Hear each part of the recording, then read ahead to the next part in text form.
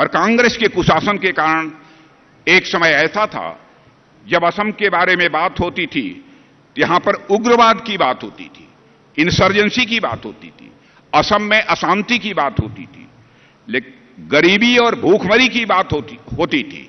लेकिन बहनों भाइयों, अब जमाना बदल गया है। अब इसकी बात भारत में कहीं नहीं होती है।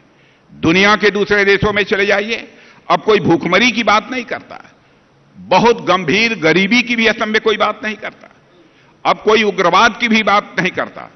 असम की बात यदि भारत और दुनिया में होती है तो असम के विकास के लिए की जाती है। बहनों भाइयों, यह कर भारतीय जनता पार्टी ने दिखाया। कांग्रेस की सरकारों के बारे में आप जानते हैं, बॉर्डर एरिया के जो गांव होते थे उनको यह कहते थे यह अंतिम गांव है, यह हमारे देश के अंतिम गांव हैं। लेकिन हम लोगों की सोच देखिए, हम लोगों ने कहा कि बॉर्डर के पास रहने वाले गांव यह हमारे भारत के अंतिम गांव नहीं हो सकते, यह भारत के पहले गांव हैं। मेरे बहनों भाइयों, पहले गांव हैं।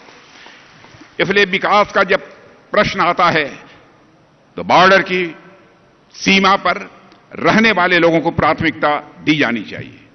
और असम की उपेक्षा का जहां तक प्रश्न है, भारत की आजादी के साथ ही मैं मानता हूं असम की भी उपेक्षा जिन सरकारों ने काम किया आज के 10 साल पहले उन्होंने बराबर की।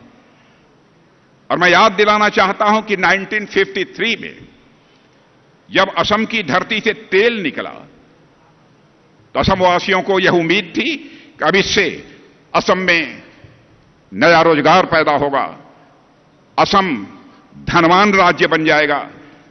लेकिन मैं कह सकता हूं, दुख के साथ मुझे कहना पड़ता है, कांग्रेस की सरकारों ने असमवासियों के इस हक को मारा है। यहां रिफाइनरी तक नहीं लगने दी। लगातार और संघर्ष के बाद 1961 में जाकर 1961 में जाकर एक रिफाइनरी मिली। लेकिन बहनों भाइयों, तब तक काफी देर हो चुकी थी।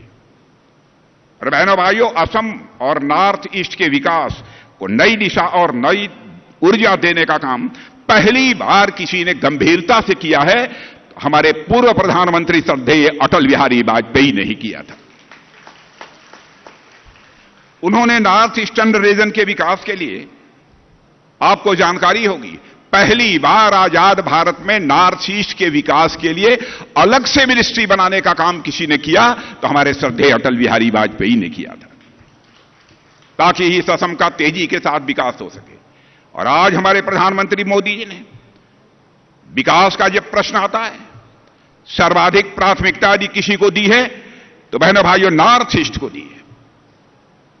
और हर मंत्री को उन्होंने आदेश दे रखा है कि आप लोगों को प्रतिवर्ष हर मंत्री को नॉर्थ ईस्ट में कम से कम 3-4 दौरे प्रतिवर्ष उनके लगने चाहिए और वहां पर जाकर अपने विकास के कार्यों की वह समीक्षा करें और देखें कि नॉर्थ ईस्ट में विकास के मामले में कहीं पर कोई लापरवाही तो नहीं हो रही है। और आज आप स्वयं महसूस करते हैं, तो आज नॉर्थ ईस्ट की भारत के किसी कोने में बात होती है तो पिछड़ेपन की बात नहीं होती है, उग्रवाद की बात नहीं होती है, लूट खसोट की बात नहीं होती है। आज यदि नॉर्थ ईस्ट की बात होती है तो विकास की बात होती है, बात होती है तो कनेक्टिविटी की बात होती है, अष्टलक्ष्मी की बात होती है, यहां की क्षमता के बारे में बात होती है, यहां की प्रोग्रेस के बारे में बात होती है और यहां की प्रॉस्पेरिटी यानी यहां की संपन्नता के बारे में सारे भारत में बात होती है। बहनों भाइयों, यह हम सबके लिए गौरव का विषय है।